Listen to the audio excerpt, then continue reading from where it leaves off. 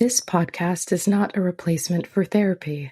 All conversations, guests, tips, recommendations, etc., that are discussed are provided as educational, thought-provoking, inspirational insights, and not specific professional therapeutic or psychiatric advice. Our views expressed are our own personal experiences, insights, and perspectives. Information heard here is to be used at your own caution and discretion. As always, please seek out your own mental and medical health care to best serve you.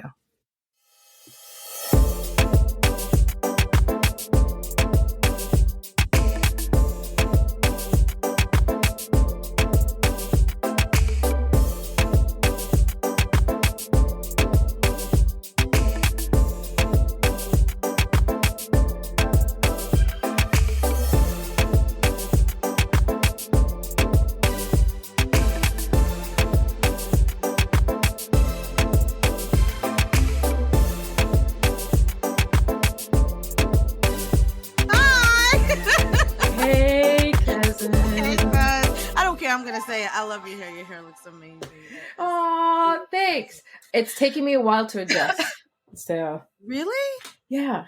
Because the volume is and I like volume, but I feel like I've got a big head. And so I'm like, am I getting Sideshow Bob? No, you're not. No, you're not. I can't believe you said that, but you look amazing. Oh, Stop thanks. it right now. All right. We'll get right into it. So today, we really wanted to talk about ghosting and ghosting as a trauma, because some people don't recognize it in that way.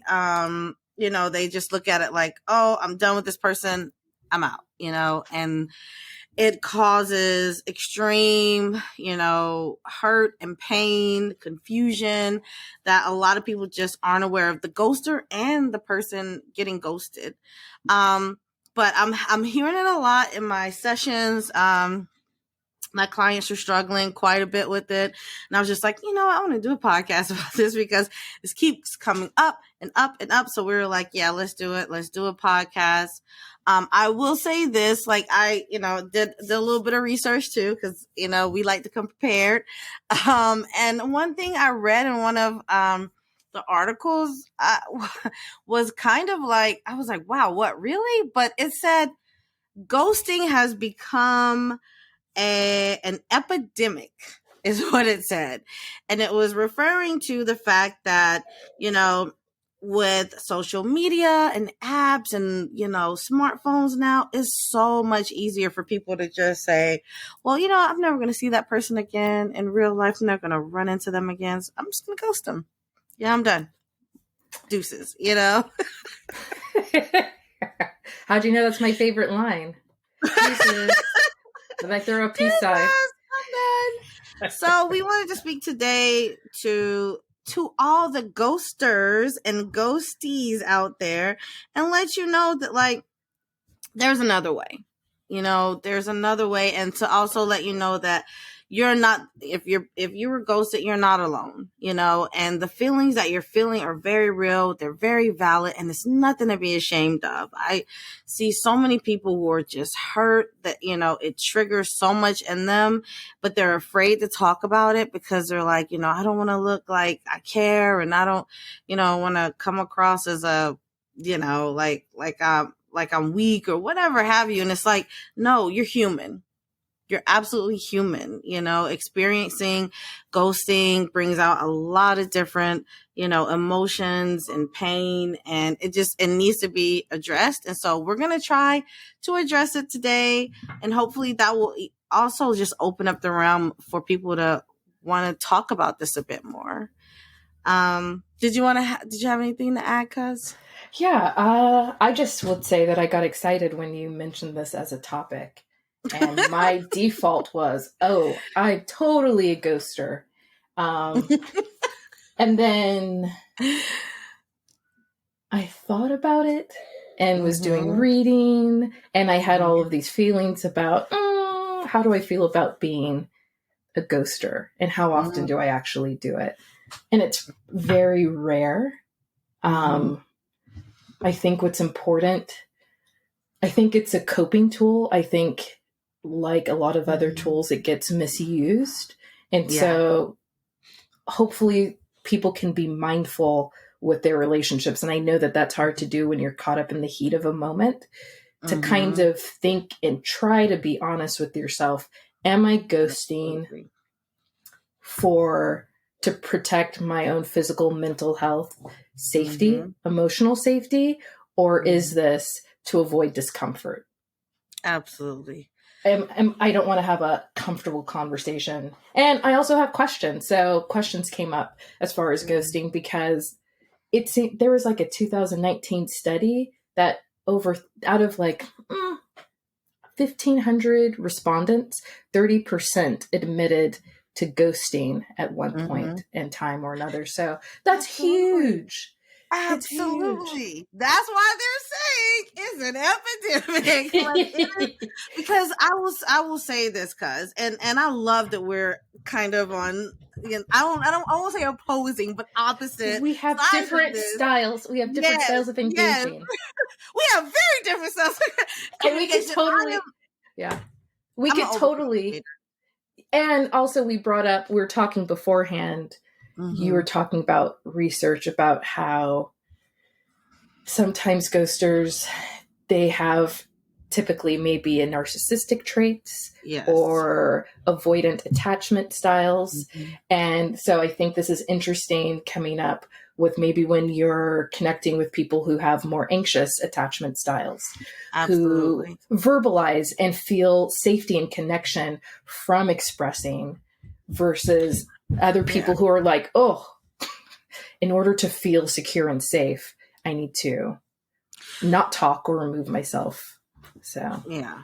Well, I mean, I think that brings up another point of like, and I'll get to that in a second, but like knowing and understanding our attachment styles, like having self-awareness. If we like, I'll put it in the description later, but there is a website where you can go on and look at your attachment style and see, like, am I avoidant, anxious avoidant? Am I dismissive avoidant? Like, what is my attachment style? So that we don't continue to perpetuate hurt and pain onto other people unknowingly. Like, I will say this. If you are a ghoster, I am not judging. I am not thinking you're a horrible person, but I will tell you some things about yourself today. I will tell you about yourself today, because I have seen the fallout. I've seen the hurt and the pain that it causes other people. And I tell you what, when I have a client who's like, you know what, I'm just going to ghost them. Stop. Session time. Putting on my therapist hat harder and putting on my Doris hat even harder. And we're about to talk about this because that's a no-no. But I want to say first and foremost what ghosting is. Ghosting is when you absolutely cut off all types of communication with someone abruptly without any explanation.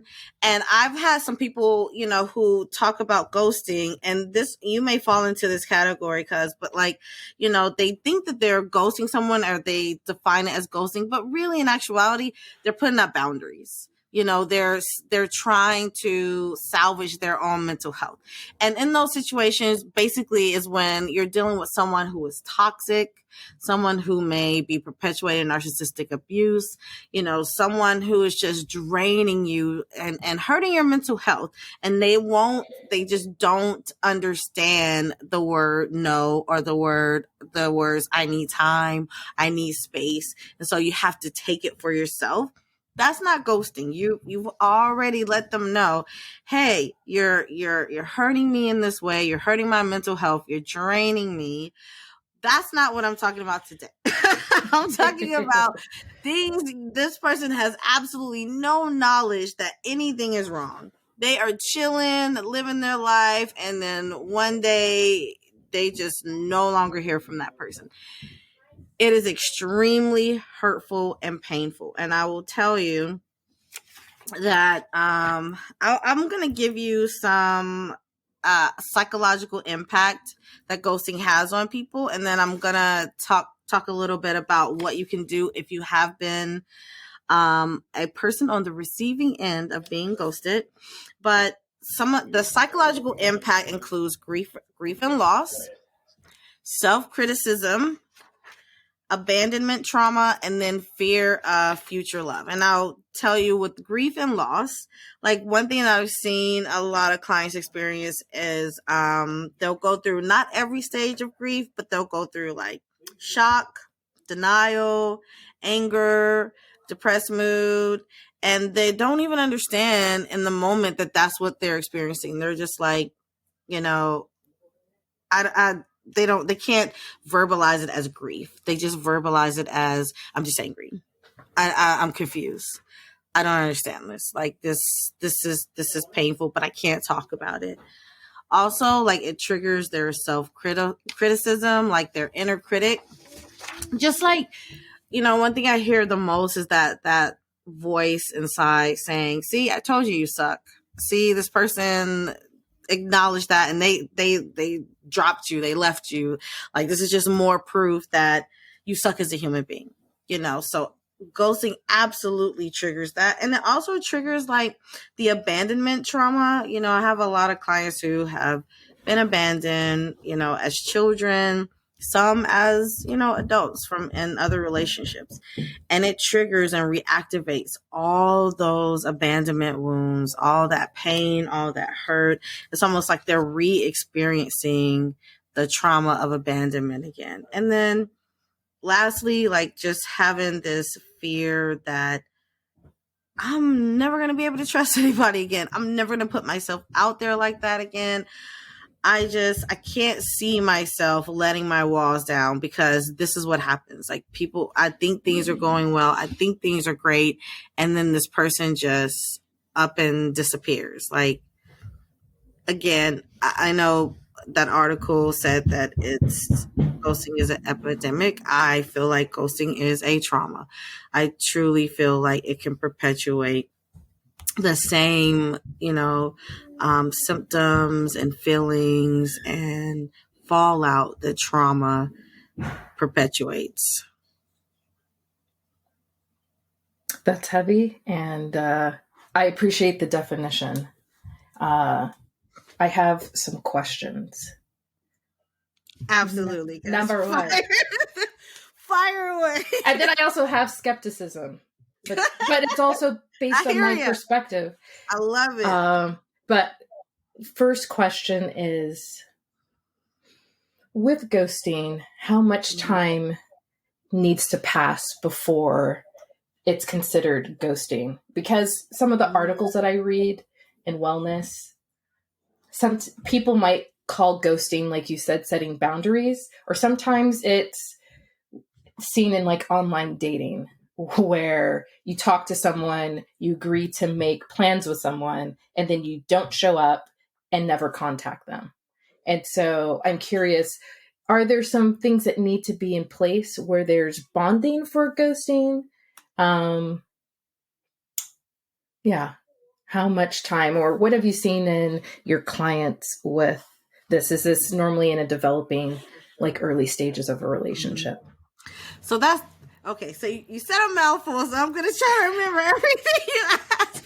I will say the time length. Okay. I'll say, of everything, of all of my experience and everything I've read too, research says about 72 hours. Like, if you haven't heard from someone in about 3 days, chances are you've been ghosted.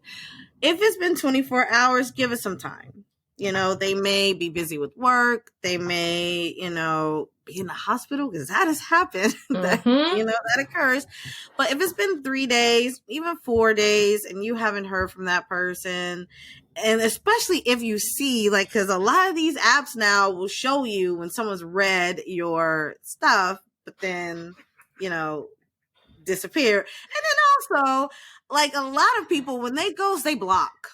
They're just like, I'm done, deuces, I'm blocking you. And you can tell when you've been blocked. So if you've been blocked, number one, if they read your shit and they were like, I ain't responded, it's been like 3, maybe 4 days, you've been ghosted. How is there a time frame for trauma to occur? as far as the length of the relationship. No, I don't know. Absolutely not. Like, because trauma is subjective. Some people, now I will say this, I'm not saying that every single person who gets ghosted is going to experience the symptoms of trauma. Absolutely not. Some people are just like, that was annoying, but whatever to them. You're like, yes. That's me. It's like, oh, I see you. Thank you. You're Blessed like, yeah, to you. know what? I get it. Yeah. Whatever you did what you did, and I'm not saying it's okay what you did, but it's annoying and I'm frustrated by it, but I'm done. But there may be some people who, even after 24 hours of not hearing from someone, like, it triggers some really deep, trauma, abandonment trauma, especially, where it makes it difficult for them to eat, to sleep, to think about work, and it pushes them into depression. And so it's very subjective for every single person. I wish I could say, hey, this is what it looks like across the board, but I've seen it different. Like, I've had some clients who, they were on the dating apps. And I will say this before I forget, one of the main reasons why they say that ghosting is an epidemic right now is because, yes, you have phones, you have apps, you have social media, and the dating apps especially. I feel like people think ghosting only occurs on dating apps, but it can occur in any way, shape, or form. It's not just the dating apps, but you see it the most on dating apps because you have so many people that you may be talking to at once, that you can potentially just move on to the next one so easily that it's just like, some people just forget to wrap up a conversation, or they just think, I'm never going to see this person, so I'm just going to stop talking to them. And if let's say it's been one day, right, of you talking to someone on the dating app, you may be thinking, I'm just going to stop talking to them and it's no big deal and they'll be fine. But when in actuality, that day may have meant quite a bit to that person. They may have been like, man, I'm really, quote unquote, vibing with this person. Like, this feels good. This is okay. Wow. Some people fall really quickly and really easily. So you walking away and saying, not saying, Yeah, I'm done with this or whatever, it can be really impactful for that person. So I tell my clients, I tell people, my friends, I'm like, please just take just 2 seconds to say, you know what, hey, like, this was chill, but I'm not really seeing a connection. I wish you all the luck, and be done with it. It's just 1 or 2 sentences just to give that person just a little bit of perspective and closure, and then you're done. Do you know what I mean? I do. And that takes a great deal of maturity. And I have to give shout outs to people who are dating. Online dating is especially difficult. But even when you get to that first date, like, I had a friend who met a lady and they ended the date, and she said exactly something along those lines, like, I enjoyed this time, but I'm not really feeling it. And my friend was like, thank you so much. Like, I really appreciate that. Thanks for telling me that. I feel the same way. Wish you the best of luck. And she was genuinely shocked. She's like, oh, that's amazing. She's like, most guys will flip out. And so for me, with my avoidant style, I'm like, she gets even more props because as a woman having to deal with, feeling safe and having to take on whatever verbal abuse or whatever she might have faced and still continue to be honest after a first date is just, it's nice. Yeah. And then when you're talking about this, I think another, and this is slightly off topic, but the benching, sidelining someone where you're kind of stringing them along and not actually having the honest, open conversation where it's not complete cutoff. It's like, oh, I come in, I disappear for a while. I feel like it. Yeah, and then I come back in for Oh my whatever. goodness. Oh So my goodness. maybe Yeah, for I future. I have friends who have dealt with that. It's just like, you know, it's almost like a form of ghosting, a type or a sect of it maybe. They should do some research on that too, because like it's like they talk to you, like they may be really active in your life for like maybe several days, maybe even a month, and then they Mm-hmm. disappear for like a month or two or three, and then they come back for like a month. Mm-hmm. And then It's that's a cycle, and you're like, well, yeah. Well, with like inconsistent communication, this feeling of mm-hmm, uncertainty, last minute plans, booty calls, yeah, all of that stuff can, especially if it becomes, I don't know, a relationship pattern, can yeah, cause all sorts of issues. All sorts of issues. absolutely. But I think that happens, I think online dating or on dating apps, sometimes that happens inadvertently, when Mhm, you forget to finish a conversation. Like, mhm. how many people are you swiping left to? And Yeah. are you really keeping track? And how mindful are you with the conversations? I don't know if it's built in or developed to kind of support thoughtful interactions, or you have to be Mhm, very intentional mhm. with that. I believe you have to be intentional. I feel, I did like I was gonna write this article about dating apps, but that never happened. But like I did all this research. I joined all these dating apps, like, and asked people, what their experience was like and how they felt about it. And I was like, a lot of these dating apps they they're not they're not conducive to like forming healthy relationships with someone. Like that's something you have to truly, truly do on your own. I tell my clients all the time, like you can get really overwhelmed and inadvertently probably like ghost someone, because there's just so much going on. You like as females especially, I can't speak to men, but when you get on there, it's like, oh, okay, you match. Oh, okay, all these messages at one time. And it's just like, it's overwhelming. So I tell them, hey, spend just this specific amount of time on the dating apps per day so you don't get, overwhelmed, and then make time to respond to messages, even if it's just, hey, I'm not really feeling you, take care of you, and then you're done. Mm-hmm. It just, it's yeah, I agree with you with the whole shout out to people who are dating in the dating world right now, because it's it's something. It is something right now. Like it's hot out there. It's hot out there for I'm just saying, like it is hard. It is hard, and it doesn't matter what age you are, because even at my age, and I'm in my 40s, even at my age, I am partnered up right now. I've divorced. I'm partnered up right now, but technically, I was in the dating world for a little bit at the age of 40 something, and it's it's hard. It's really hard because the pool is so much, lot shallower. You're dealing with some people who have never been married, have never really had any healthy relationships, and it's easy to just like when so many people are coming at you, it's easy to just think, I'm just gonna stop talking to this person. I'm just not gonna reach out to them anymore, quote unquote ghost them. But again, everybody deserves that communication to say, look, I'm just not feeling you. I'm just gonna let this go type thing. But I do want to speak to because I don't want to let this go too long, but I do want to speak to, again, why some people do it.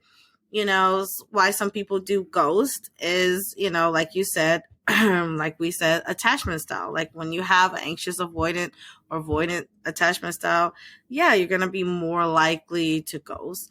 Also, people who have narcissistic traits tend to ghost pretty easily.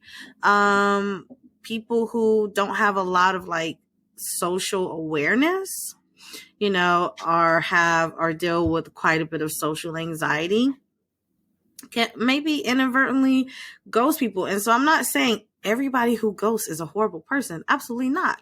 Like, sometimes we ghost just because like that anxiety and that fear takes over. We don't like confrontation, and we're just like, just the best thing for me right now would just be to not reach out anymore. But you have to take a step back and ask yourself, would I want this to happen to me? Would I want this person or that person, to no longer communicate with me without any explanation? So true. On that, cuz. I do. Well, and this is where, I mean, really what is important and what I'm getting from what you're saying is people really need to pause and inquire, what am I doing? Why am I doing it? And how will this impact the other? Absolutely. And if you're asking those questions, then, by all means, vaya con Dios, you're being mindful and intentional. If you're just Absolutely. Doing it without any care or thoughtlessness, then, we can all do better. And yeah, just pausing to look and ask the questions and to say, what are the consequences for my behavior and actions? And we are speaking to you out there, ghosters, and this is no judgment. Hold on. I have one more thing. I do have to say, and this is my skeptic question, but it comes from my own style of being hyper vigilant in relationships. Do people really ghost just out of the thin air that completely catches people by surprise and there were no signs? I see where you're going here, cuz. Signs are everywhere. I feel like you're going at that place I don't want you to go, and you're going there. That was my skeptic question, because I've had peeps who've been sidelined, strung along, people that I've coached, where somebody's saying something and their actions are saying something very different. Now, this isn't on a dating app, but this was in a dating relationship. Yeah. And it took a person months or years. And yeah, I mean, we have to keep this short, but there are so many dynamics of people ghosting or like cutting off communication as a way for manipulation or to gain power in a relationship. But yeah, that's a whole other. That's a whole other. But I feel like at first, cuz it seemed like where you were going with that was, hey, there are signs. There are signs. Like, don't ignore the signs. And I don't disagree with you. Okay. Like, and people who have been ghosted on, please do not feel like, this is invalidating your feelings or your experience in any way, shape, or form, or even blaming the victim, because you are never to blame for someone ghosting. For sure. But I hear what you're saying, cuz that like there may be signs. This person may be throwing up all kinds of signs. And you just aren't seeing it, that like they're not interested, right? Yeah. But at the end of the day, no matter if they have a huge flag in front of your face, unless they are communicating with words that are coming out of their mouth saying that, look, I am no longer interested, then that person can misinterpret or interpret things however they choose to. And our perspective is, based off of our experience in this world, and so none of us look at things exactly the same way, so where one person who maybe is the ghoster and they're viewing things like, well, I've like not returned calls here and there, or I've broken plans here and there, or like, so they should see the signs. They should know, like, I've been like non-enthusiastic when we're on the phone. Really take a step back and think, is that a cop out? Are those cop out responses? And I'm not, again, no judgment. because I cop out. Like, I'm flawed. We're all flawed. We're human. We say things to ourselves to be able to look ourselves in the mirror. But really, when you really think about it, have you, like, without a shadow of a doubt, verbally communicated to that person, how you truly feel? Chances are not. No, you have not.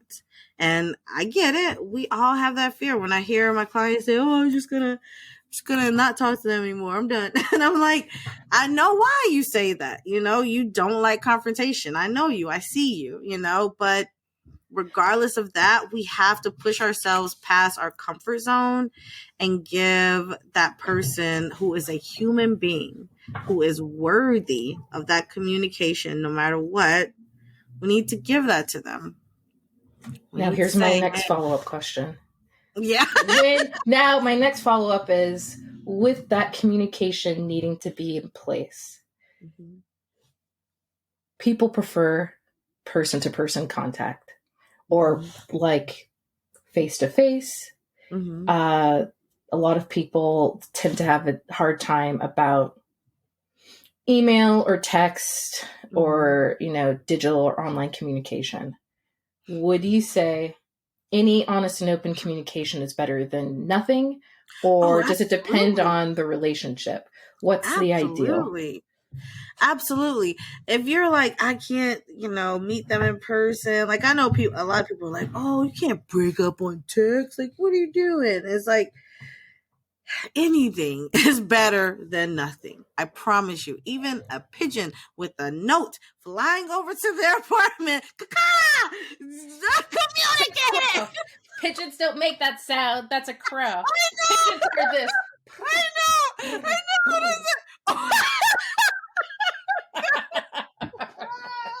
She's like, that ain't even a sound. That is. Pigeons are like, okay. If you see a pigeon and they're like, I can't make the sound. Yay. I can't make it. I can't do it. That's all right. Telegraph anything to communicate that, hey, I am done. Do it. Hear me out, people. Seriously, if you're listening to this podcast, please hear me out with an open heart and an open mind. Like, it just takes just a few seconds. And then you could be done. Like, you can block the crap out of them if you want to. Just leave them with that last bit of closure so they're not confused. Now, however they take it and however they use it, that's on them.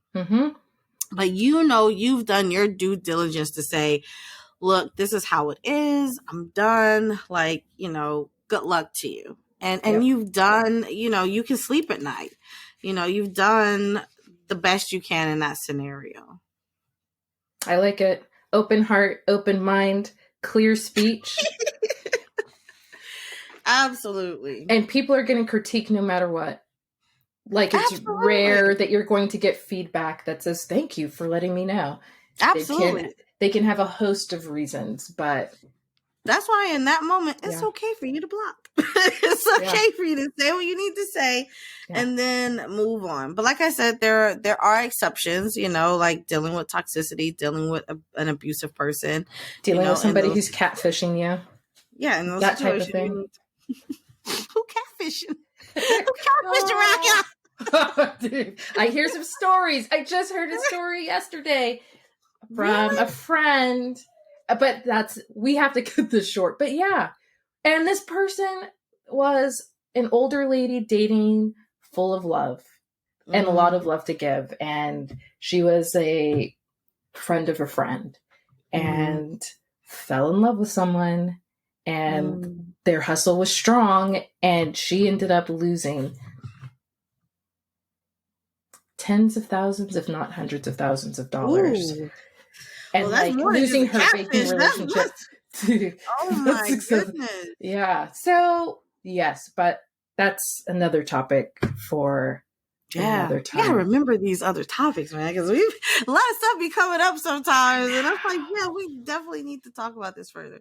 But it's right. Thank you so much for bringing this up, because really it's tragic to have to face abandonment issues that go back to childhood and then have it replayed and played again and again in a dating situation.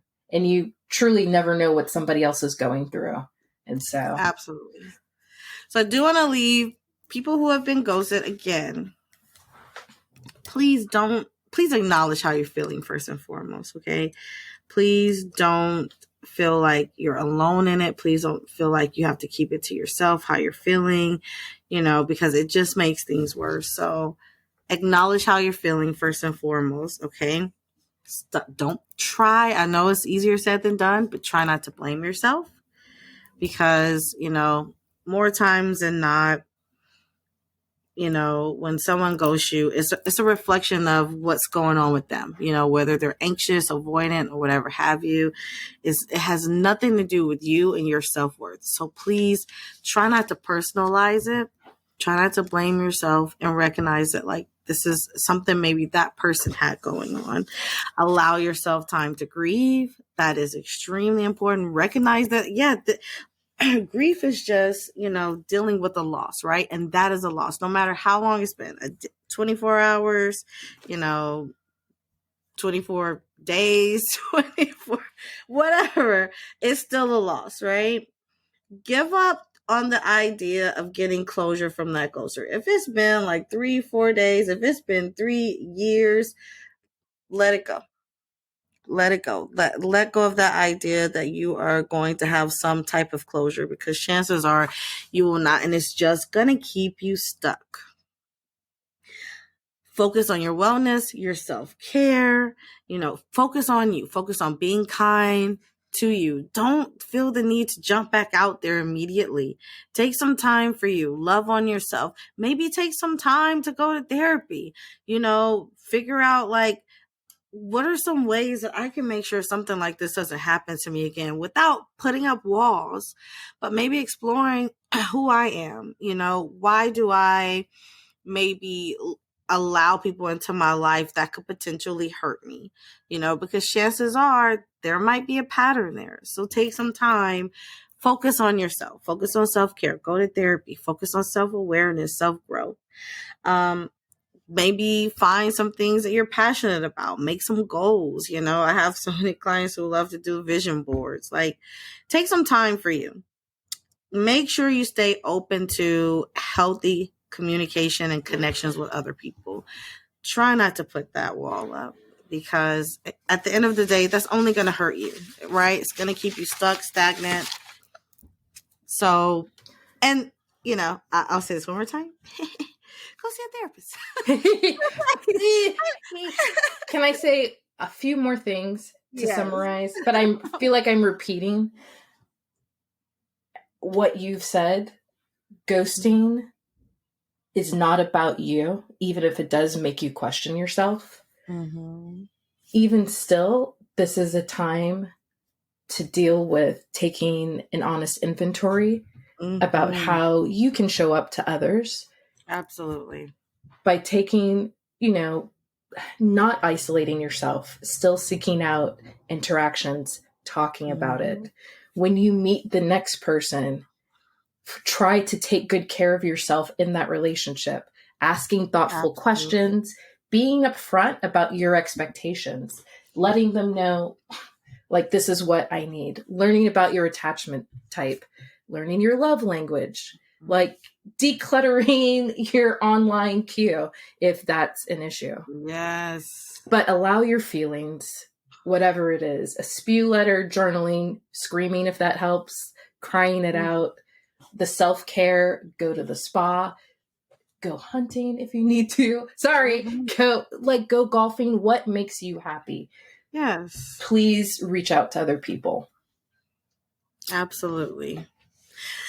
Cuz thank you so much again for this podcast. I hope that there's at least one person that walks away from this maybe changing their mind about ghosting, or maybe feeling less alone, about being ghosted. But like we said, it can be traumatic. So if you can try to avoid hurting someone in that way, please do. And if you have been ghosted, please know you're not alone, that you're not quote unquote crazy for feeling the way you are. Like, it is human. It's natural. So please take care of yourselves. We will see you again on the next podcast. As always, love you, cuz. Love you too. Have a good one. Bye, guys.